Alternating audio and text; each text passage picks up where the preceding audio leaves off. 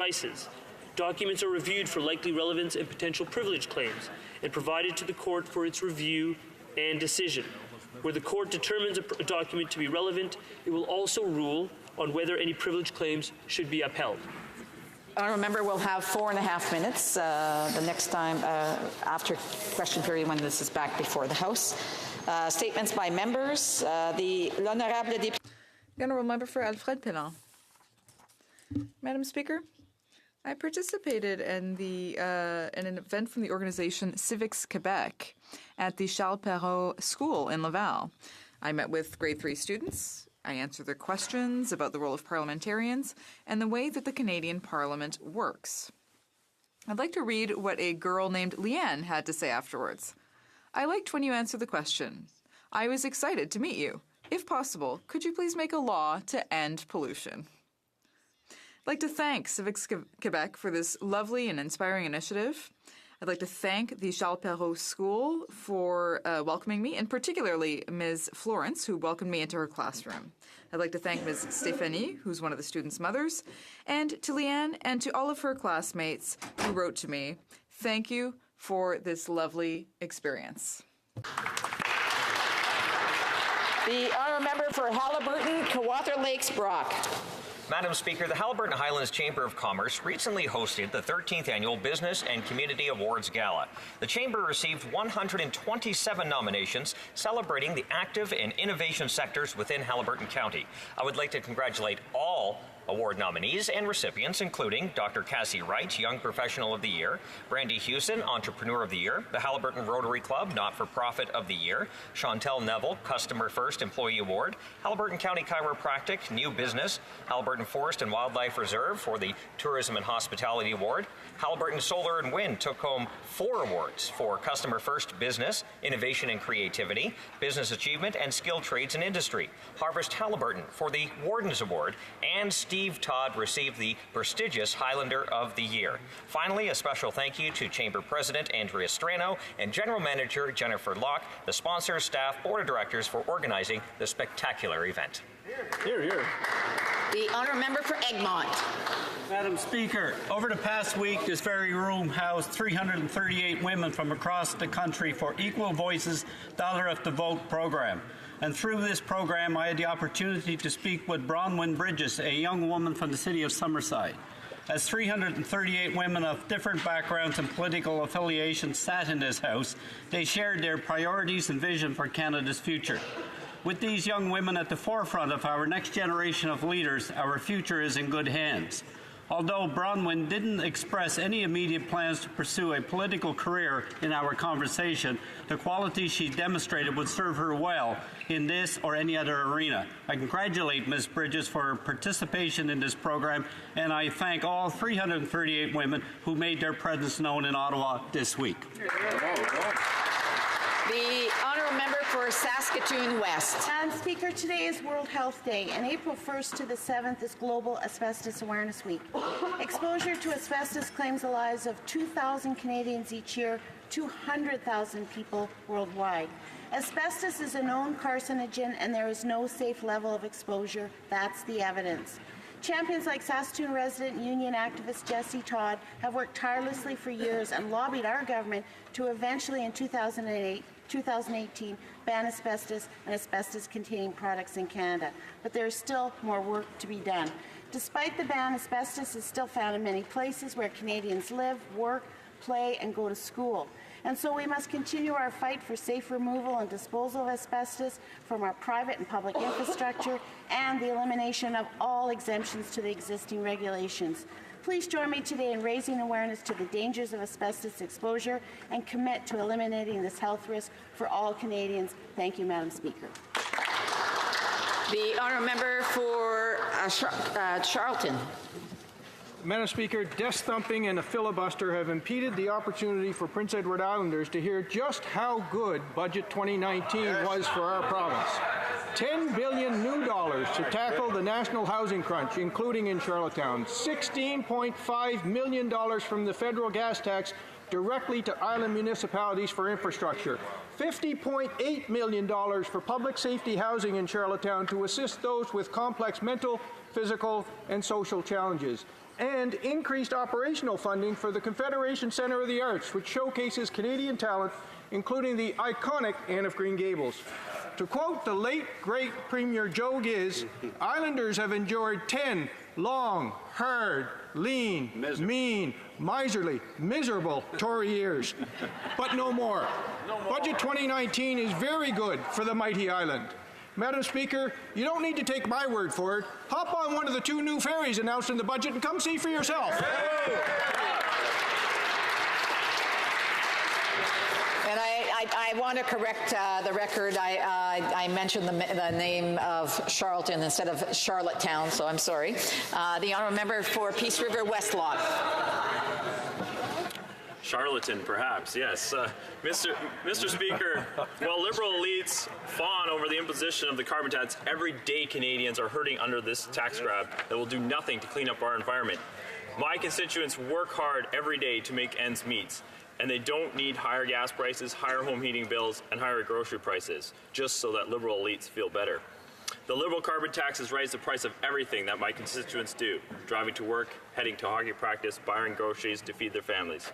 Conservatives believe in conserving and protecting our environment for future generations. That is why we believe that heavy emitters should do their part, not just everyday Canadians. Unfortunately, this government has exempted them from their carbon tax. Mr. Speaker, the truth about the carbon tax is that it's not an environmental plan, it's just a tax grab. Thank you, Madam Speaker. The honourable member for Hull-Aylmer. Thank you, Madam Speaker. Well, tax season is upon us, and I've been very pleased to organize free tax clinics for the residents of Hull-Aylmer for the 2nd consecutive year. Throughout March and April, volunteers working with my team helped nearly 250 people earning modest incomes file their tax returns. To our 2019 volunteers, Suzanne, Lynn, Wilmer, Jocelyn, Pierre, Charles, Albert, and Sophie, thank you very much for your hard work. Because of you, 250 families in Hull-Aylmer will get the benefits, such as a Canada Child Benefit and a working income tax benefit, which will help them make ends meet and help them give them a better chance to improve their lives. I am very proud to be of a government that is working as hard as Canadians to help Canadian families. Thank you, Madam Speaker. The honourable member for Labrador. Thank you, Mr. Speaker. I'm proud to rise today and congratulate the athletes, volunteers, and sponsors who made the Labrador Winter Games a true success. The Games have been a premier event in Labrador since 1983, and I have fond memories of my times competing as an athlete and as a spectator. The events continue to be the largest gathering and celebration for sports and culture. It's often referred to as the Olympics of the North and comprises both modern and traditional sporting events. In 2019, we saw the first female Labraton, an event reserved only for males until now. Women competed in traditional clothing, pulled a Comic on snowshoes, and they competed to light a fire, saw a log, target shoot, and chop a hole through the ice. Congratulations to Nikki Brown Dyson of Cartwright, the first woman to hold this title at the Games. I also acknowledge and ask my colleagues in the House today to join me in congratulating all teams and the team of Happy Valley Goose Bay who won the Cup. Thank you. The honourable member for York Simcoe. Madam Speaker, this week the Liberal carbon tax kicked in, making the price of gas, groceries and home heating more expensive for the people of York Simcoe and for Canadians all across this great country. Shameful. Families, seniors and students are all paying the price for this government's out-of-control spending. The carbon tax means they will have to work even harder just to make ends meet. Right. Instead of funding environmental policies that will actually help people, like the Lake Simcoe Cleanup Fund they canceled, this Liberal government is exempting the worst polluters while making the average Canadian family pay over $540 more per year. The people of York Simcoe have been clear. They want the carbon tax scrapped. That's right. Canada's Conservatives will repeal this tax on everything and put more money back in their pockets. We will do all this and make sure the environment is protected for future generations. Hear, hear, hear, hear. Well done. L'honorable député de La Prairie. Honourable member for La Prairie. Madam Speaker, a very special event will be happening tomorrow evening in my riding in Candiac. Around 300 people will be attending the 10th annual Soirée Victoire, which aims to raise funds for breast cancer research. Founded by Danielle Simard and Mario Cecchini, the Soirée Victoire has been a huge success. Since 2009, no less than 15 events have been organized, raising an impressive total of $920,000. After tomorrow evening's event, it's likely they'll hit the $1 million mark, and that money will be donated to the Quebec Cancer Foundation. Isn't that amazing? I'm proud to say that this is leading to real results, Madam Speaker. Statistics show that if current trends continue, we may be able to find a cure for breast cancer within a generation. In fact, today, 88% of women recover from breast cancer. To conclude, I'd be remiss if I didn't thank Ms. Simard and Mr. Cecchini for all of their hard work. Beyond the money raised, this gives huge hope to everyone suffering from breast cancer. Thank you. The honourable member for Oakville North Burlington. Thank you, Madam Speaker. In 1980, Terry Fox united our country with a vision to one day find a cure for cancer. When his cancer returned, Terry said, "I'm not going to give up, but I might not make it. If I don't, the Marathon of Hope better continue." Budget 2019 continues Terry's dream by allocating up to $150 million towards the creation of the Marathon of Hope Cancer Research Centers Network. The federal government will collaborate with the Terry Fox Research Institute and its partners, who are providing matching funding to link universities and hospitals across Canada to advance the principles of precision medicine and transform how cancer research is done, not only in Canada but around the world. On April 12th, the Terry Fox Research Institute will present its roadmap to cure cancer by announcing its vision at the exact spot where Terry started his run 39 years ago in Newfoundland. I'm extremely proud of this investment to one day realize Terry's dream. The honourable member for Montmagny-Lillet, Kamouraska, Rivière-du-Loup. Madam Speaker, the Prime Minister can no longer hide the truth about SNC-Lavalin. He said that he had taken responsibility for this breach of trust, but he's still there. There were two people who resigned, and two others were expelled for having dared to speak the truth. In any company, his leadership would be questioned. But in the Liberal caucus, there are a majority of members who are still defending the indefensible. People have lost patience with the Prime Minister, who was once their darling.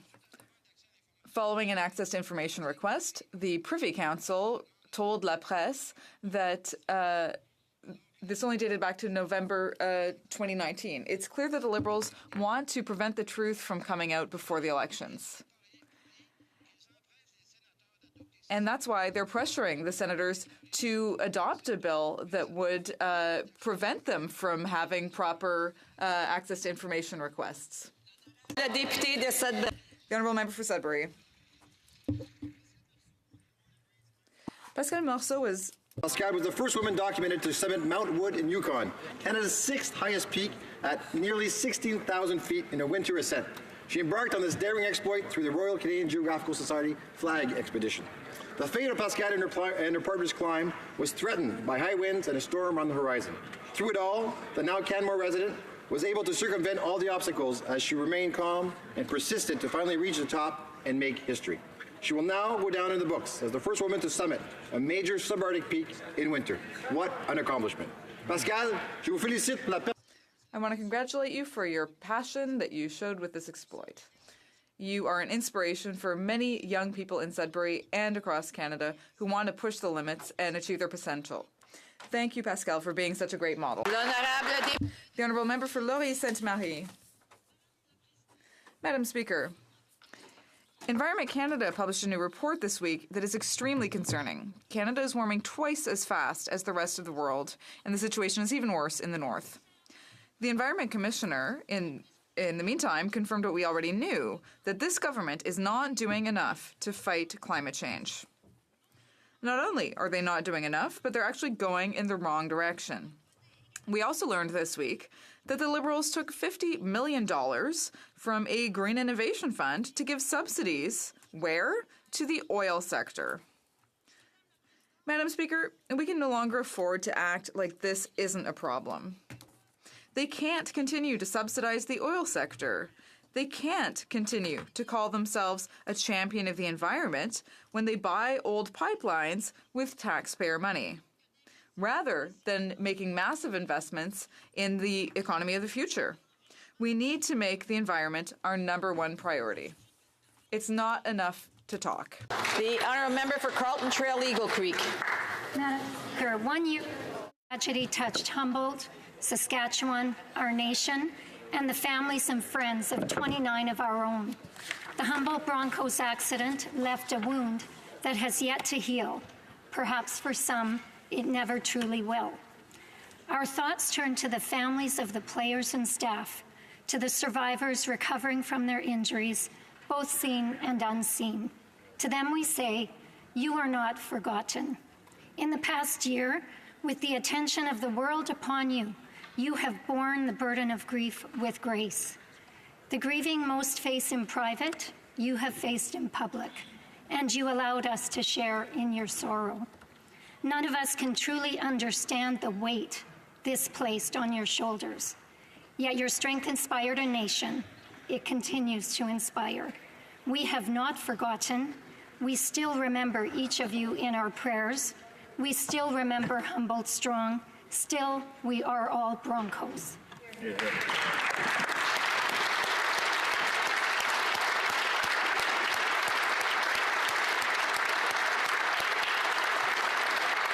The honourable member for Dartmouth, Cole Harbour. On this 95th anniversary of the Royal Canadian Air Force, I'm rising to honour the tremendous service and sacrifice of its great women and men. Through 2 world wars, they have and continue to play a crucial role in defending Canada, our sovereignty, and our international security. At home, they protect our airspace through NORAD and conduct vital search and rescue operations. On the world stage, they support NATO operations via air policing missions in Romania, and they contribute to international peacekeeping with our helicopters in Mali. On this anniversary, I also want to highlight our commitment to modernizing the Royal Canadian Air Force. We are acquiring 88 modern fighter jets to replace the CF-18 fleet through an open and transparent competition, something that the Conservatives could not do in 10 years. This competition will ensure that we get the right aircraft for our Air Force and at the right price, while creating job opportunities for Canada's middle class and those working hard to join it. Questions orales, oral questions. The honourable member for Carleton.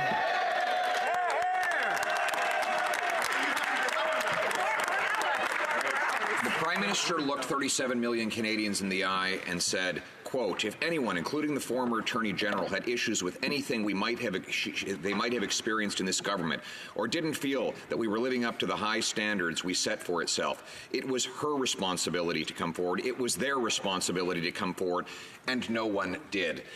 This week, the Prime Minister admitted that statement was false, that in fact his former Attorney General looked him in the eye and warned against him politically interfering in the SNC-Lavalin prosecution.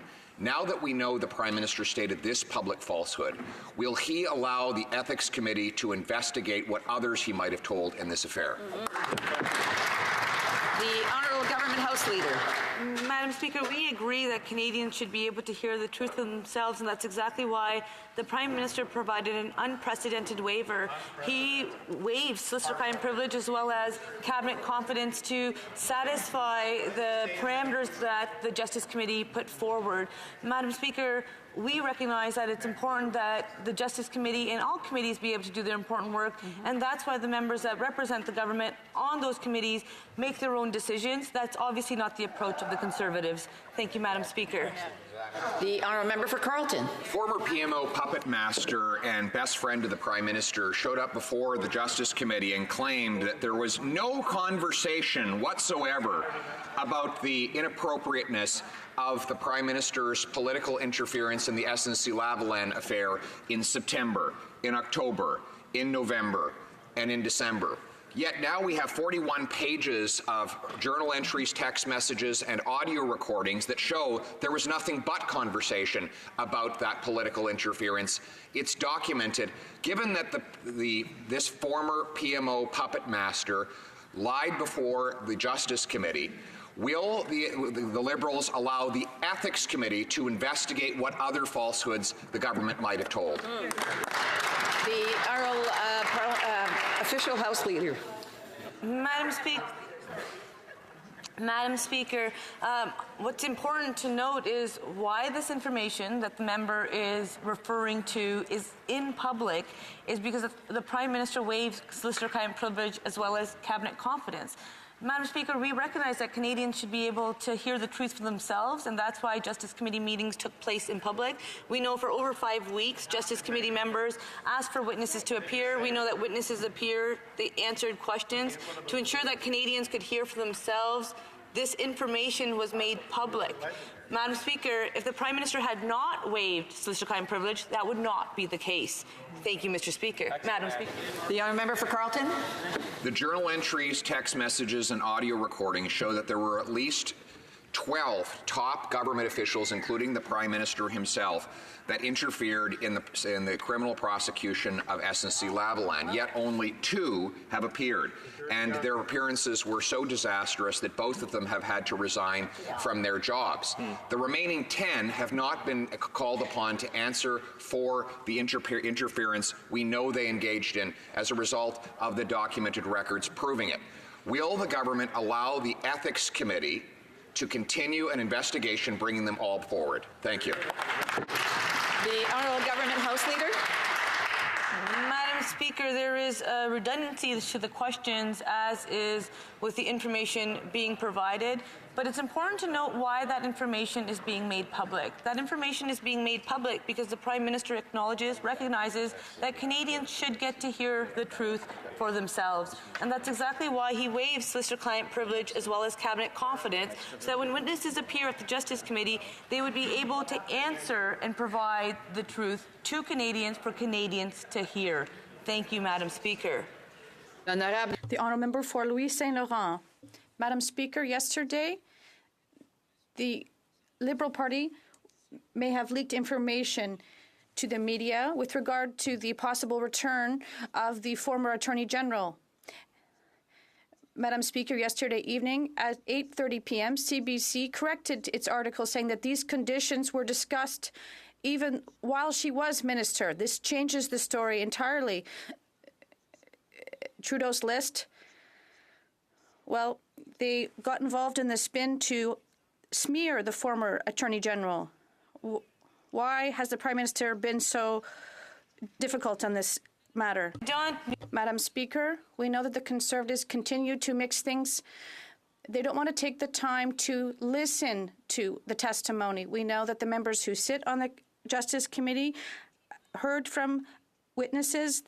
They provided testimony, and now all the facts are public. And the facts are public because the Prime Minister waived solicitor-client privilege and cabinet confidence. Madam Speaker, this is the first time in the history of our country that the Prime Minister has done so.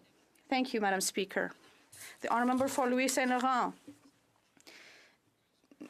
This is not fair because there are people who sit on the Justice Committee who appeared 2 times, whereas the former Attorney General was only able to appear before the committee once. There's a stop in the time period where the waiver applies, and the former Attorney General cannot tell her whole truth. She cannot tell the facts as she experienced them. Why, once again, is the government refusing the Ethics Committee to do its work?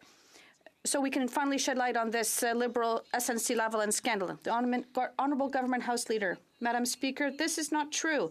The members who sit on the Justice Committee, amongst themselves, they decided to hear from witnesses on this topic, and they said that, well, they established parameters for the discussion. They wanted to make sure that the witnesses could appear and answer questions.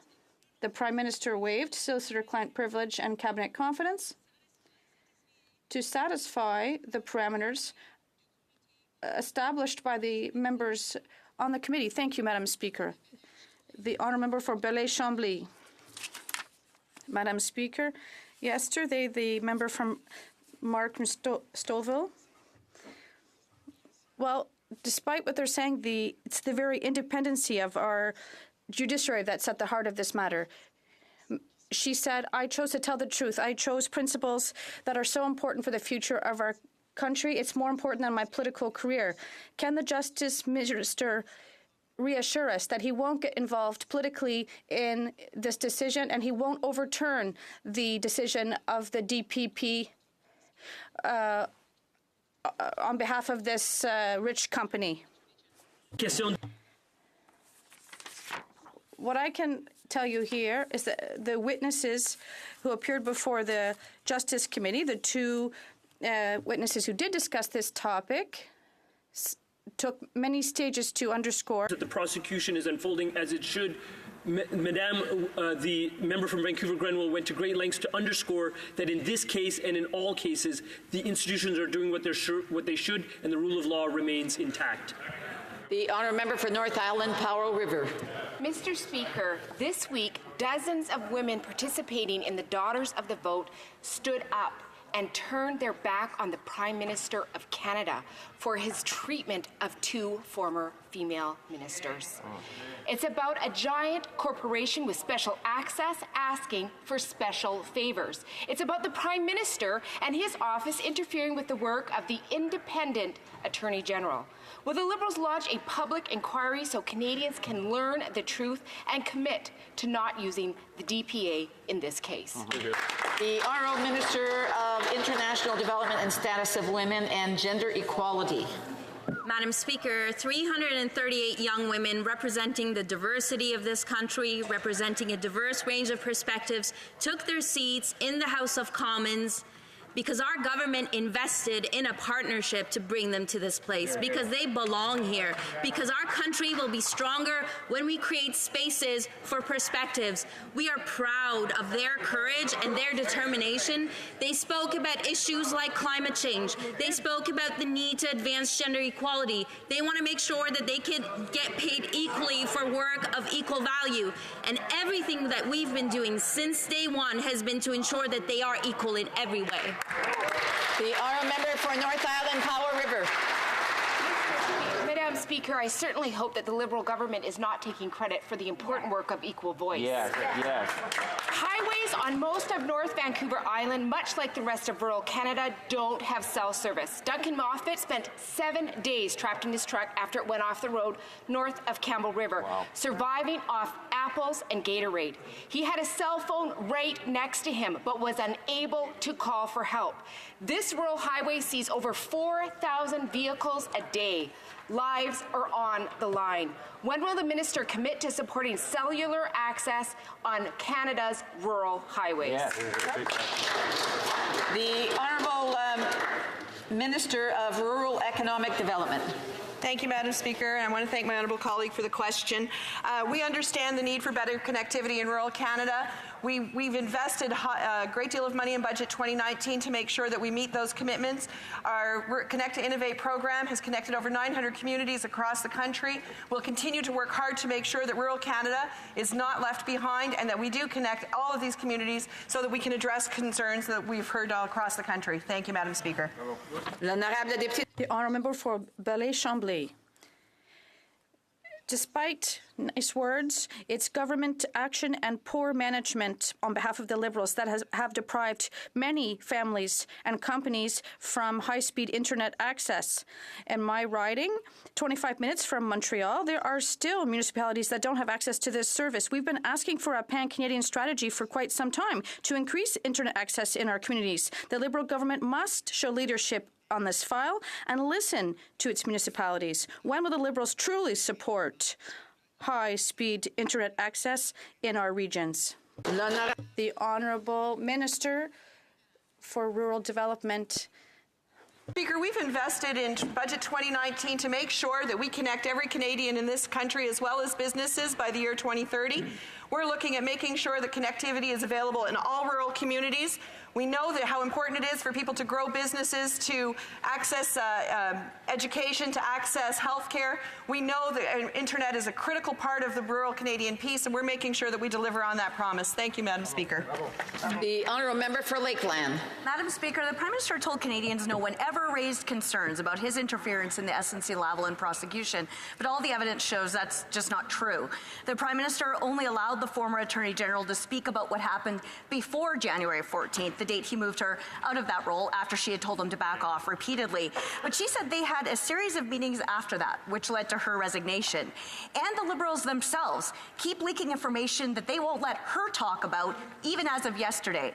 When will the Liberals take responsibility and the cover-up and tell Canadians the truth? The Honourable Government House Leader. Madam Speaker, what's clear is that that member, as well as the Conservative Party, have come to their own conclusions. And the reason why they're able to actually speak about this information is because all of the facts are on the table, Madam Speaker. All of the facts are now public because the Prime Minister waives solicitor-client privilege as well as cabinet confidence. Madam Speaker, this is the first time in the history of our country that this has happened. I have answered this question on numerous occasions. But what is clear is that the Conservatives will do whatever they can so that they don't have to talk about the budget. They will do whatever they can so that Canadians don't notice that they have no plan. But it's clear the Conservatives have no plan for the economy, no plan for the environment. Honourable Member for Lakeland. Waive all of the restrictions. And they say the Justice Committee did its work on the PM's interference in the criminal prosecution, but on February 13th, the Liberals shut down that investigation.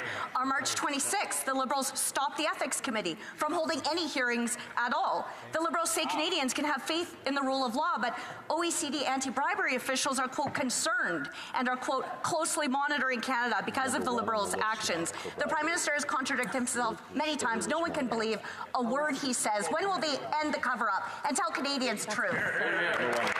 The Honourable Government House Leader. Madam Speaker, when the Justice Committee met for 5 weeks, in which they actually had witnesses appear, and they provide testimony. All of this information is on the public record. Madam Speaker, for 5 weeks. 5 weeks is more than any piece of legislation even is studied or scrutinized at committee. And what's interesting is at committee, there was numerous people that were able to appear. But when it came to our budget that we've just introduced that's going to help Canadians from coast to coast to coast, only one Conservative was allowed to speak. It was a member for Carleton, and all of a sudden the Conservatives forgot about rural Canada then. The honourable member for Mégantic-L'Érable. According, the Liberals are going to do everything they can to not talk about SNC-Lavalin. Apparently, according to PM, everything has already been said on this affair. However, over the past few days, we've had new anonymous Liberal sources that have made information public that we haven't seen anywhere else. And we have to wonder why, because the Prime Minister chose who would talk at the Justice Committee and what they would say. When will the PM finally allow the Ethics Committee to shed full light on his own scandal? The Honourable Government House Leader. On the contrary, Madam Speaker, I said that I would answer every question because the Conservatives keep on asking the same question. For several weeks now, this has been the case, and the members who sit on the Justice Committee looked at this file for 5 weeks. Witnesses came, they provided testimony. So we talked about this topic, and we know that the Canadians have to hear the truth for themselves, and that's exactly why the Prime Minister waived solicitor-client privilege and cabinet confidence. But it's clear that the Conservatives don't want to listen or talk about the budgets that's going to help Canadians. Thank you, Madam Speaker. The Honourable Member for Mégantic-L'Érable. Yes, the Prime Minister is judge of a case in which he's involved, and he also imposed the sentence on this case. He's judge, jury, and executioner, Madam Speaker. There's new evidence appearing every day where the former AG can't even talk about things we are hearing in the press. So the PM's masquerade has gone on long enough. Why don't the Liberals let the Ethics Committee investigate so we can hear the full story? The Honourable Government House Leaders. Madam Speaker, Canadians have heard the whole story because all these facts are now public. And this is the case because the Prime Minister waived solicitor-client privilege and cabinet confidence. Every day, they want to ask for an emergency debate on canola. But during question period, they're not asking any questions on canola. They never asked a question about this. And they say they're close to these people. Order. the honourable member for Mégantic-La was able to ask 2 questions, and now he has to listen to the answer to his questions. Green Nose-Hill. You know, I remember, Madam Speaker, at the start of the SNC-Lavalin scandal, when the Prime Minister had this press conference and he said, no, there's nothing more to see. It's all good. Then we had all of this testimony where all the evidence started to come out, and we've got the same situation here. You've got the government House Leader doing his beck and call, standing up saying, nope, no more, nothing to see here, yet the former Attorney General is still under a gag order, and they are still blocking the Ethics Committee from doing their work. Why? The Honourable Government House Leader. Madam President, I have to say that I'm quite confident being able to share the information and to share the facts. And Madam Speaker, the information is all public because the Prime Minister waived solicitor-client privilege as well as cabinet confidence. Madam Speaker, to ensure that people could share their stories, that they were able to appear, that's exactly why the Prime Minister provided an unprecedented waiver. Madam Speaker, that member might be concerned about me having to answer questions. I have the confidence and the ability to do so. I am okay. Thank you, Madam Speaker. The honourable member for Calgary Nose-Hill. You know, Madam Speaker, I think at some point in time the government House Leader might find herself clipped after whatever next tape is going to come out or whatever the PMO staff is going to leak to the media this week. That's what's happened. The PMO is leaking information for a time period that the former Attorney General is still under a gag order for, and she's standing up here saying, yeah, it's all good, don't worry. It's ridiculous. That's like an abrogation of democracy. Why won't the PMO let the Ethics Committee do its work? The Honourable Government House Leader. Madam Speaker, that member and the Conservatives will talk about hypotheticals. We will talk about facts. We will talk about the fact that with our plan, 300,000 children have been lifted out of poverty. We will talk about the fact that over 800,000 Canadians are better off today than they were under Stephen Harper and the Conservatives. We will talk about the fact that Canadians have created over 900,000 jobs. Madam Speaker, we will talk about the fact that more Canadians are working today than have in my lifetime. Madam Speaker, the Conservatives will continue to talk about hypotheticals. They will continue to play and do their shenanigans because they have no plan and no concern for Canadians. Thank you, Madam Speaker. The honourable member for Cowichan, Malahat, Langford. Madam Speaker, climate change is having a devastating impact on our rivers and watersheds. In my riding, water levels in the Cowichan River are at a fraction of what they should be, and last year's salmon spawning season could be lost as many areas with eggs are now above water. This Liberal government easily found $4.5 billion for a pipeline. So will the Minister of Fisheries and Oceans make the necessary federal infrastructure investments to raise the Cowichan Weir and ensure the survival of this critical salmon-supporting watershed? Absolutely. The Honourable Parliamentary Secretary to the Minister of Fisheries, Oceans and the Canadian Coast Guard. Madam Speaker, I'd like to thank my honourable colleague for that question. The state of the salmon stocks in British Columbia is of great concern to this government. That's the reason why we created the BC Salmon Fund, which was recently announced. That fund will allow for us to work with stakeholders, to work with harvesters, to work with environmental groups to find innovative solutions. That is but one example of the many steps that are being taken, all based on science, all based on consultation with Indigenous partners and with stakeholders in the community. Thank you, Madam Speaker. Honourable member for Timmins, James Bay. Madam Speaker, Canadians were shocked by the horrific conditions facing families in Cat Lake, and this community was desperate for help with the mold and housing crisis. The recent agreement with the government is a new beginning, and yet we're hearing reports that an outside consultant is attempting to force the community to pay $1.2 million. This is money that should be spent on housing and improving the lives of the people. So will the minister explain the steps this government will take to ensure that those funds go to help the people and not to make some outside consultant a millionaire? The Honourable Minister of Indigenous Services. Thank you, Madam Speaker, and I thank the honourable member for his question. Our work has always been focused on supporting the people of Cat Lake. Housing money will go to housing. It's as simple as that. Housing money goes to housing. It's why we signed an agreement with the community and with Windigo First Nations and no one else. and reports that are coming out now of practices by consultants that other First Nations leaders, but also the Chief of Cat Lake, are calling parasitic and atrocious are deeply troubling to us, and we will be following through. Thank you. The honourable member for Lévis-Lotbinière.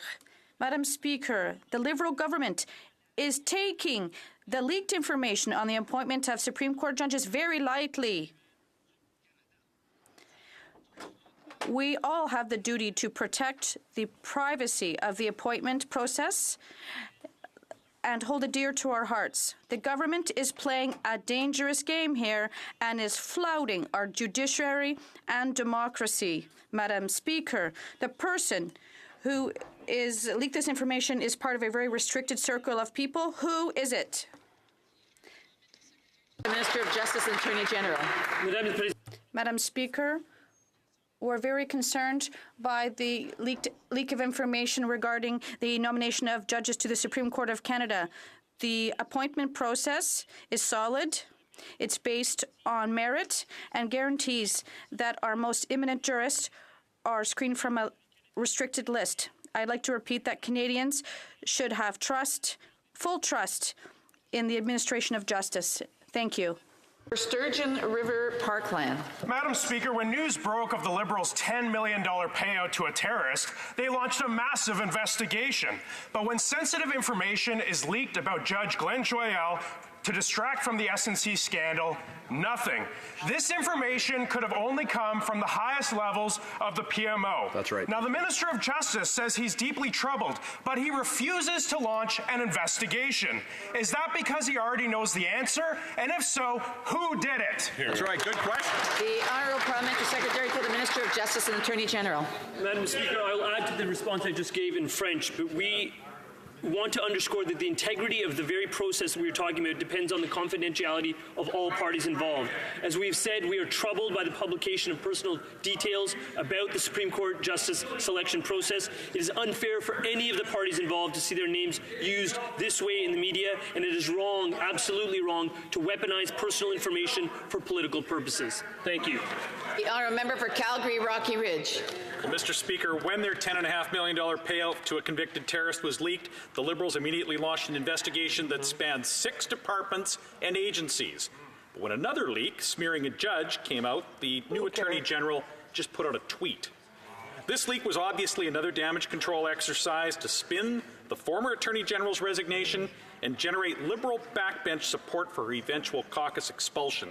So will the Attorney General investigate this leak, or is he too afraid of where it will end? The Honourable Parliamentary Secretary to the Minister of Attorney General, Justice and Attorney General. Madam Speaker, we underscore that Canadians should have complete confidence in the administration of justice and complete confidence in the selection process that is used for Supreme Court justices. It is merit-based, and it considers Canada's finest jurists for the short list. We've gone to great pains to ensure that the Honourable Kim Campbell leads up that selection process. We've ensured the bilingualism of Canadian judges. What we will always do is defend that institution and its important role in our democracy and in upholding the rule of law. The Honourable Member for Elgin, Middlesex, London. Madam Speaker, the Liberals launched a massive investigation to 6 different departments to find the source of the shameful payout to a convicted terrorist. But when confidential information about an honourable judge is leaked, no big deal. This is a highly sensitive information that only a handful of people close to the Prime Minister could have known.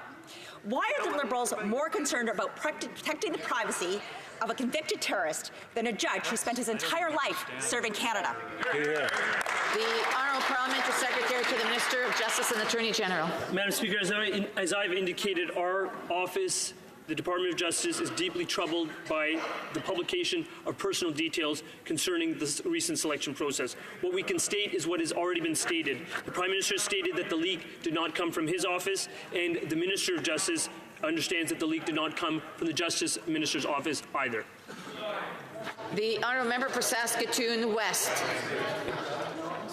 are major contributors to our rural communities and to our national economy. It is unacceptable that they are forced to pay the price for Canada's strained relationship with China. The ban of canola imposed by China is hurting Western Canada, and Liberals don't seem to get the urgency of stepping up to fix it. Our producers deserve better. Will the Prime Minister's office send a trade envoy to China to solve the canola seed ban face to face, yes or no? The Honourable Minister of Agriculture and Agri-Food. Madam Speaker, I can assure my colleague this is a top priority for our government and for me since more than 1 month now. I'm working closely with my counterparts from the provinces, with the industry, with the CFIA. We are having constant conversation with the Chinese official. I have asked for delegation to go to China, and I expect an answer shortly. Madam Speaker, I can assure you that we are taking this very seriously, and we have the support of the industry. Thank you. The honourable member for Saskatoon West. Madam Speaker, this week CMHC unveiled their new strategic plan at the 51st Annual Canadian Housing and Renewal Association's National Congress. The CEO of the Canadian Lions Stand Homelessness said the plan has a critical gap. It does nothing to embed the right to housing. Canadians can't wait any longer for Liberal talk to turn to action. We have a housing crisis, and the Liberals refuse to solve it. When will they join the NDP and housing experts and finally enshrine the right to housing in law? The Honourable Minister of Families, Children and Social Development.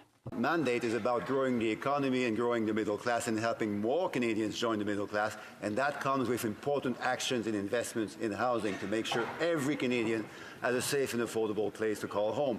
We have renewed, in fact, we have launched the first ever national housing strategy, a new era for partnership and leadership in Canada, and that comes with the right for every Canadian to be housed decently and appropriately. The honourable member for Egmont. Madam Speaker, after a decade of the Harper Conservatives ignoring their needs in favour of boutique tax credits that only benefited the wealthy, our government has introduced measures that ensures when lower-income workers file their taxes, they will get to keep more of their hard-earned paychecks. Will the Minister of Families, Children and Social Development tell the House how the new Canada Workers' Benefit will provide real support to more than 2 million Canadians who are working hard to join the middle class? L'honorable ministre des Familles, de l'Enfance et du Développement. The Honourable Minister of Families. And thank you to the member for Egmont for his question. Giving every Canadian a real and fair chance to succeed is at the core of our mandate. And that's why we have introduced the Canada Child Benefit and the new Canada Workers Benefit, which is going to automatically enroll 2 million low-income Canadians, giving them more income in their pockets for them to make ends meet. And that's why 75,000 of them will be lifted out of poverty, and that's why we're going to continue to work very hard to give all those Canadians working hard to join the middle class the help that they need and deserve. The honourable member for Durham. Madam Speaker, when Liberal interference into shipbuilding was revealed, the PMO put their top issues person on the case, Zita Astervas. She'd previously worked with Jerry Butts and Katie Telford in the office of Dalton McGuinty when code words were used to hide disclosure of documents in the gas plant scandal. Now Ms. Astervas is being questioned about code words used to prevent disclosure in the Mark Norman trial. Will the Defence Minister confirm to this House today whether code words were used with respect to the disclosure of documents in the Admiral Mark Norman affair? The Honourable Parliamentary Secretary to the Minister of Justice and Attorney General. Madam Speaker, the prosecution in question that has been underscored here is being handled by the PPSC, which operates independently from the Department of Justice and the Office of the Attorney General. Counsel to the Attorney General is fulfilling all of its obligations before the court with respect to the ongoing third-party records application. It is absolutely improper to comment further on this issue as the matter is before the courts. The member opposite knows this as a lawyer, and we will not do, despite his pleadings, intervene in a matter and intervene and fetter the discretion of the Public Prosecution Service of Canada. The honourable member for Durham. Madam Speaker, when Jerry Butts was the principal secretary to Dalton McGuinty, code words were used to avoid disclosure of gas plant documents. When Jerry Butts became principal secretary to this Prime Minister, we now know code words were used to deprive Mark Norman of documents he needs to defend himself. Can the Defence Minister handle this truth? What was the code word used for the setup of Mark Norman? Or, Madam Speaker, did he order the code red on Mark Norman? The Honourable Parliamentary Secretary to the Minister of Justice and Attorney General. Speaker, let me explain this in crystal clear words.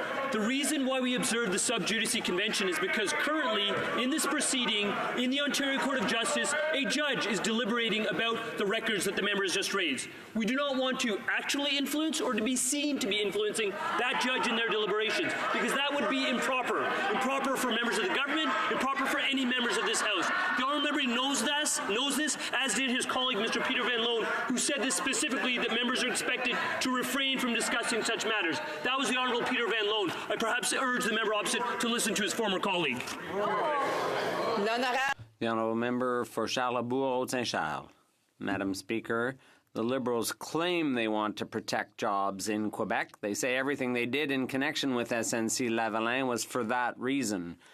But what we do know is that the only job the Prime Minister was trying to protect was his own. And in 2015, when they took office, they did everything they could to prevent Davy Shipyards from building the Asterisk and providing work for 1,000 workers. Why did the Prime Minister want to cancel the contract? Parliamentary Secretary to the Minister of Justice and Attorney General. Madam Speaker, the issue of this matter in respect to the important issue of Vice Admiral Norman is before the courts. The Ontario Court of Justice presently is deliberating on this very issue. We have an opposition day motion. We now have opposition questions. They're posing questions that relate to that court process. The reason why it is improper for both the questions and the responses to touch on that matter is because it could improperly either influence or be seen to influence that judge in their deliberations. We take the judge's role seriously, as should all members of this House. Thank you, Madam Speaker. The honourable member for Charlebourg-Haute-Saint-Charles. Madam Speaker, unfortunately, my colleague didn't listen to the question. It had nothing to do with Admiral Norman. Madam Speaker, in 2015, the Royal Canadian Navy needed a supply ship, and Davy Shipyards had the perfect solution. The Conservative Party approved construction of the Asterix. But the day after the election, the Prime Minister and his entourage did everything in their power to axe the project. When we heard the Liberals were scheming to halt construction of the Asterix, we pushed back and forced them to sign the contract. But now they want to punish the whistleblower. Why? The Honourable Parliamentary Secretary to the Minister of Public Services and Procurement and Accessibility. Madam Speaker, we are proud of having had a ship built. That's something that never happened in the 10 years of Harper impoverishment of our forces. We're proud of the work of Davy Shipyard. They put their shoulder to the wheel to provide the Royal Canadian Navy with a supply ship that is the pride of Canada. We're proud of Davy Shiplip, and we're proud of having given that contract to Davy Shipyard. Madam Speaker, the federal court has ruled a DFO policy of not screening BC farm salmon for a lethal virus that has potential to infect wild Chinook salmon is unlawful. Yes. Justice Cicely Strickland ruled the federal policy unlawfully allows juvenile farmed Atlantic salmon to be transferred into open net pens without testing for the virus. Will the minister finally apply the precautionary approaches dictated by law and test for PRV before transferring farm fish to open net pens in our oceans? Will he listen to the courts and protect wild salmon? Yeah. The Honourable Parliamentary Secretary to the Minister of Fisheries, Oceans and Canadian Coast Guard. Thank you very much, Madam Speaker, and I'd like to thank my honourable colleague for that question. My honourable colleague would be well aware of the various measures that have been taken by this government with respect to the protection and preservation of wild salmon in British Columbia. We are well aware of this decision. We are now determining what the next steps are, but this government is focused on the preservation of wild salmon stocks in BC. I just want to remind the members to allow individuals to ask their questions and respond without being interrupted. The honourable member for Courtenay Alberni. The government is failing to protect our waterways. According to a new survey released today, 9 of 10 people are worried about the impact of plastic waste on the environment, and 82% believe that the Liberals should be doing more to tackle it. New Democrats passed a unanimous motion on ocean plastics, and we announced that we would ban single-use plastics by 2021. While the Liberals are still talking about a national strategy, the EU and India are already taking action to ban single-use plastics. So when are the Liberals going to take plastic pollution seriously and take real action? Honourable Minister of Environment and Climate Change. Proud to talk about what we're doing to tackle plastic pollution. We know we've got a real problem. If we don't tackle plastic pollution, we will have more plastics by weight than fish. We've banned microbeads. In the G7, we created the Oceans Plastics Charter, where we have targets internationally. We are supporting developing countries so they have proper waste management systems. We are also ensuring that in government operations that we're eliminating unnecessary single-use plastics. We've put suppliers on notice that we will be choosing suppliers that have innovative solutions. And also we're working with provinces and territories on our zero plastics waste strategy that will be announced in June. Excellent. The honourable member for Aurora, Oak Ridges, Richmond Hill. Madam Speaker, we know from the SNC scandal that this Prime Minister will politically interfere to protect his friends and stop at nothing to destroy anyone in his way. Vice Admiral Mark Norman has been waiting since October for this government to comply with court orders to provide documents from Gerald Butts, Michael Wernick, Katie Telford, and Zita Astravas. But the Prime Minister and his staff think they are above the law. Will the Prime Minister immediately hand over all documents and ensure Mark Norman gets a fair trial? The Honourable Parliamentary Secretary to the Minister of Justice and Attorney General.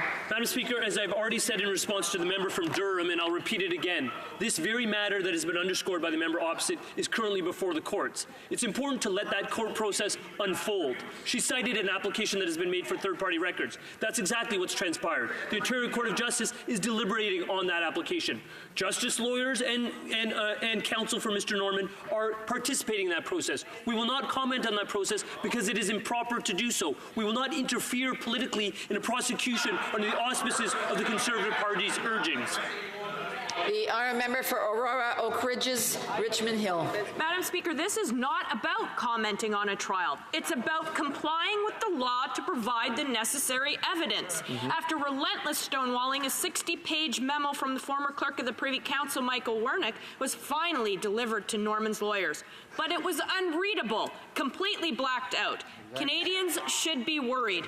If the Prime Minister can prevent a distinguished admiral from getting a fair trial, no one is safe. Will the Prime Minister immediately hand all documents with nothing blacked out? The Honourable Parliamentary Secretary to the Minister of Justice and Attorney General. I'll confess absolute incredulity, Madam Speaker, to that question. Trial fairness is pivotal. Agreed. Trial fairness is pivotal. The notion that we should intervene politically and dictate to an independent prosecution service what should be disclosed is called intervening in that trial. That renders null and void the trial fairness that the member opposite is seeking to uphold. That is not what we will do. That is not what any government or any parliamentarian should seek to do in this process or any other process. The honourable member for Renfrew, Nipissing, Pembroke. Madam Speaker, when news broke of a secret $10.5 million payment to a self-confessed convicted terrorist, the government launched an investigation spanning 6 departments to find out who blew the cover-up. When news broke of the Prime Minister trying to interfere in the prosecution of a Liberal-friendly, well-connected corporation charged with corruption, he, in turn, slammed down the Justice Committee to keep it a secret. When the Liberals cut the shipping order. The Honourable Parliamentary Secretary to the Minister of Justice and Attorney General. Madam Speaker, I'm going to anticipate where that question was going, and I believe it was going towards the issue of the Supreme Court appointments process. And what I would say is what I've already said on the record, and that is that we take any disclosure of personal and confidential information very seriously. It is very troubling. Secondly, I would reiterate for Canadians that are watching that they should have utmost confidence in the process we are using to uphold the administration of justice and the rule of law, and to ensure that the people who are selected for that high office are merit-based and are fully eminent and capable of fulfilling the high office and its important function in protecting the rule of law in this country. The honourable member for Ottawa West Nepean. Madam Speaker, sport is fundamental to bringing together a community. All across Canada, we have children involved in recreational sports, and every one of them should always feel free to play, coach, or participate freely in sport safely. From her very first day, the Minister of Science and Sport committed to ending abuse, harassment, and discrimination at all levels and for all ages in sport. Can the Minister please update this House on the historic measures that she announced last week? Thank you. The Honourable Minister of Science, of Science and Sports, yes. Thank you to my honourable colleague for an important question. The safety of our athletes is our top priority. That's why we've announced 2 new initiatives: an independent third-party investigative unit and a national toll-free confidential helpline to address abuse, discrimination, harassment. This builds on our previous work, including putting in place tough new measures for our national sports organizations, signing a declaration with every province and territory on safe sport, and creating a universal code of conduct. We must end abuse in sport. The honourable member for Edmonton West. The HoC scandal has shown Canadians exactly what this Prime Minister thinks of people who speak out against corruption and wrongdoing. He fires them. The new Treasury Board President was at our committee for our unanimous report to update legislation that protects whistleblowers, a report the Liberal government promptly threw in the garbage instead. Will she commit now to implementing the recommendations made by the committee and protect Canada's whistleblowers? The Honourable Parliamentary Secretary, the Minister of Public Services and Procurement and Accessibility. Well, as you know, Madam Speaker, the previous Conservative government ignored for years the legislative requirement to review the Public Servants Disclosure Protection Act. Right. Our government did the right thing and requested that the committee of which the member speaks undertake a review, and we have, of course, appreciate the committee and its work, and it contained useful recommendations to improve the whistleblowing regime in the federal public sector. We agree improvements are required. We're taking concrete steps to strengthen the regime to ensure whistleblowers that they have the protections they deserve, unlike Mr. Harper's government. Among them, improved guidance, increased awareness activities and training. John East. Thank you, Madam Speaker. The International Energy Agency notes that since 2000, energy efficiency in major economies has actually offset 1/3 of the rise of energy-intensive activities like heating buildings, industrial processes, and transportation. Since most of our energy still comes from greenhouse gas sources, energy efficiency can help us meet our climate change goals while saving money, supporting competitiveness, and creating jobs. Can the Parliamentary Secretary to the Minister of Natural Resources please explain how Budget 2019 will promote energy efficiency and help Canada meet our climate change commitments? The Honourable Parliamentary Secretary to the Minister of Natural Resources. Thank you, Madam Speaker, and I want to thank the member for St. John's East for the question and his hard work on the Committee of Natural Resources. Our government is making it easier for Canadians to lower their energy bills while tackling climate change. Through Budget 2019, we are investing over $1 billion to increase energy efficiency at home, at work, and in our communities. Not only do these investments reduce emissions, they also create good, well-paying, middle-class jobs. While Conservatives in Ontario are cutting energy efficiency programs, hurting families and businesses in the province, we are delivering for our commitment in our economy. Thank you, Madam. The honourable member for Barrie Innisfil. For weeks now, the Prime Minister has said the reason he politically interfered with the independence of our judicial system is because of potential job losses at SNC-Lavalin in cities and towns across Canada. One of those towns is Port Elgin, Ontario, near the Bruce nuclear facility. People in Port Elgin say they're baffled by the Prime Minister's comments. Even the mayor said, what we do know locally is that SNC-Lavalin SNC-Lavalin is planning an expansion. Why can't the Prime Minister just admit this wasn't about job losses? It was a pure political play, and it was corruption at the highest office of the land. The Honourable Government House Leader. Madam Speaker, first of all, information is all public because the Prime Minister waived solicitor-client privilege as well as cabinet confidence. And it also confirms that the Justice Committee did its important work to ensure that Canadians would be able to access this important information. What the member has actually just confirmed is that when it comes to these jobs, that they are throughout the entire country. This is a Canadian company, and we have to make sure as a government that we always defend our economy, that we defend Canadian jobs. It's unfortunate that that member doesn't recognize that, and it's probably why the Conservatives had such an abysmal record under 10 years of Stephen Harper. Thank you, Madam Speaker. The Honourable Member for Terrebonne. Madam Speaker, the Revenue Minister can't be counted on. The noose was supposed to be tightening around the necks of tax cheats in the Panama Papers. Not so. The minister was supposed to have hired 1,300 new international tax inspectors. Didn't happen. She was also supposed to have recovered $25 billion worth of unpaid taxes in the tax havens. That didn't happen either. Since she can't be counted on, will she at least turn the data over to the Parliamentary Budget Officer so that he can expose the full extent of the government's complacency? The Honourable Minister of National Revenue.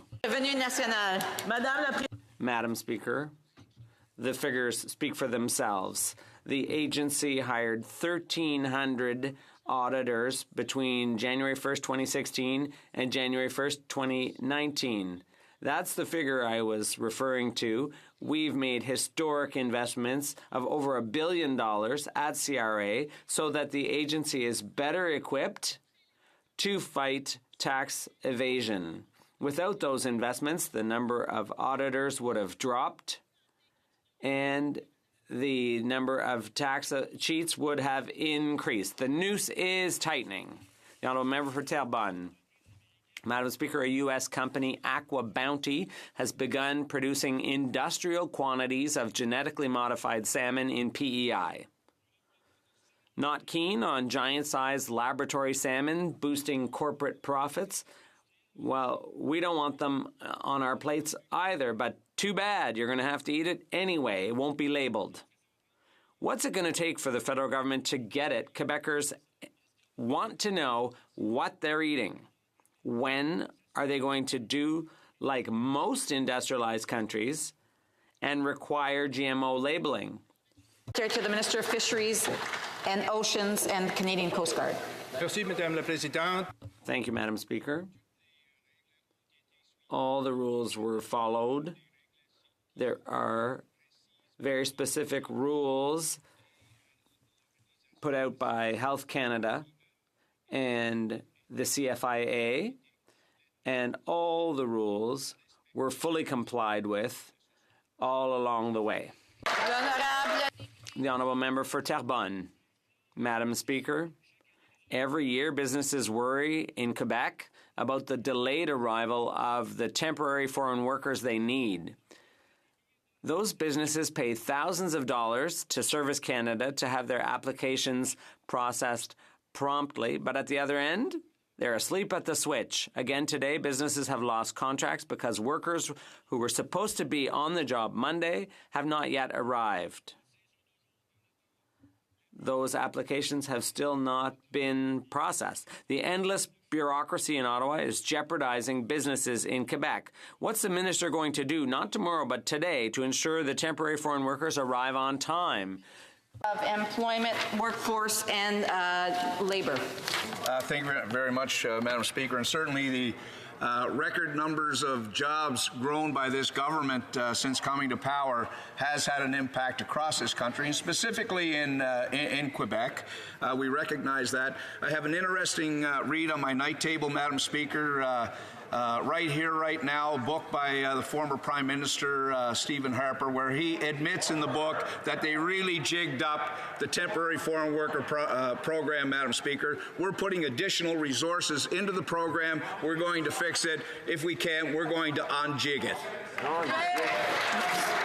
The Honourable Minister, the Honourable Minister. The Honourable Member for Parry Sound, Muskoka. Thank you, Madam Speaker. Last week in Ottawa, 5 people died of opioid overdoses, and every day across Canada, 11 lives are lost to opioid overdose. And the fastest growing population requiring hospital care from opioid overdoses are young Canadians aged 15 to 24. In my own riding, there are nearly 600 emergency department visits for opioid poisonings last year, which is a more than 30% increase over the previous year. And just last week, the town of Bracebridge is looking at declaring a state of emergency. When will this government start funding treatment to help addicts conquer their dependency on this terrible, life-destroying drug? The Honourable Minister, Parliamentary Secretary to the Minister of Health. Thank you, Madam Speaker, and I thank the honourable member for his question and for his concern about this issue. Our government is deeply concerned by the tragic impact of the opioid crisis, and our hearts are with all of those who've lost a loved one. This is the most significant public health issue in Canada's recent history. We've responded by investing over $350 million in emergency response, much of it in treatment, restoring harm reduction, and cutting red tape and removing barriers to treatment. This is a medical issue, not a moral one, and we will continue to do all we can to save lives. And that brings us to the end of question period. Tabling of documents, dépôt de documents. The Honourable Parliamentary Secretary, I'll just wait for 1 second. I know that people are clearing out a little bit.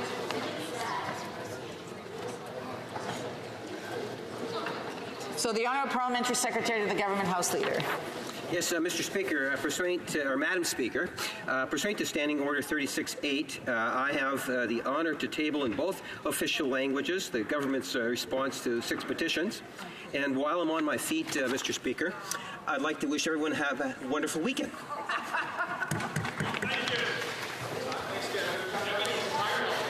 Dépôt de projet de loi émanant. Introduction of government bills. Statements by ministers.